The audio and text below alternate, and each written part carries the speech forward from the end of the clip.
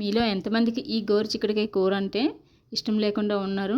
ఇష్టం లేనివారు కూడా ఈ వీడియో చూసి ట్రై చేయండి, తప్పకుండా ఇష్టపడతారు. Welcome to my channel Hema world vlogs. ఈ ముందుగా దానికోసం మనం గోరుచిక్కుడుకాయలను శుభ్రంగా వాష్ చేసుకొని ఇలా నేను చూపించిన విధంగా కట్ చేసుకొని ఒక కుక్కర్లో వేసి కొంచెం సాల్ట్ ఇంకా వాటర్ వేసి 2 విజిల్స్ వచ్చేంత వరకు కుక్ చేసుకోండి. ఈ చిక్కుడుకాయ వాటర్ని కూడా ఒక సైడ్న పెట్టుకోండి. నెక్స్ట్ ఒక కడాయిలో ధనియాలు, జీలకర్ర, ఎండుమిర్చి, అలాగే 2 యాలకులు, 2 లవంగాలు, చిన్న దాల్చిన ముక్క తీసుకొని లైట్గా ఫ్రై చేసుకొని ఒక ప్లేట్లోకి తీసుకోండి. అలాగే కొంచెం పల్లీలను కూడా ఫ్రై చేసుకొని, అలాగే నువ్వులను కూడా ఫ్రై చేసుకొని అదే ప్లేట్లో తీసుకొని వాటిని చల్లారనివ్వండి. నెక్స్ట్ కడాయిలో ఒక స్పూన్ ఆయిల్ వేసుకొని ఒక 2 మీడియం సైజ్ ఆనియన్స్ని ఇలా పొడ ముక్కలుగా కట్ చేసుకొని ఫ్రై చేయండి.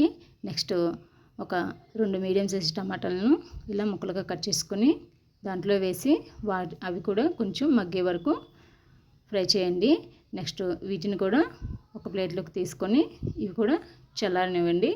చల్లారిన తర్వాత మనం ముందుగా ఫ్రై చేసి పెట్టుకున్న ఈ పల్లీలు ఇవన్నీ ఉంటాయిగా వాటిని అన్నింటినీ బరకగా మిక్సీ పట్టుకోండి. నెక్స్ట్ మనం ఆనియన్స్, టమాటాలను కూడా వేసి బాగా మెత్తటి పేస్ట్లా మిక్సీ పట్టుకొని ఒక బౌల్లో తీసుకొని పెట్టుకోండి.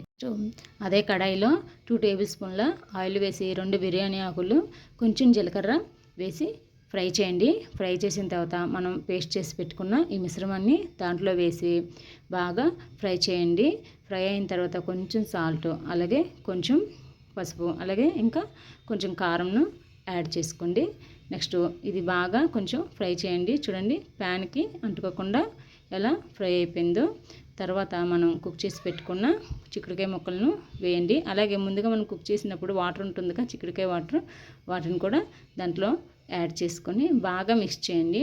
బాగా మిక్స్ చేసిన తర్వాత కొంచెం పెరుగును కూడా యాడ్ చేసుకోండి. యాడ్ చేసిన తర్వాత మీకు గ్రేవీ అనేది థిక్గా అనిపిస్తే ఇంకొంచెం వాటర్ని యాడ్ చేయండి. యాడ్ చేసిన తర్వాత హై ఫ్లేమ్లో కుక్ అవనివ్వండి.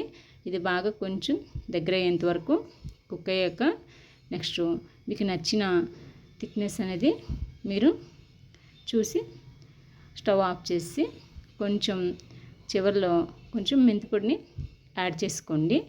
యాడ్ చేసుకుని సర్వ్ చేసుకోండి. ఈ వీడియో నచ్చితే లైక్ చేయండి, షేర్ చేయండి, సబ్స్క్రైబ్ చేసుకోండి. Thank you for watching.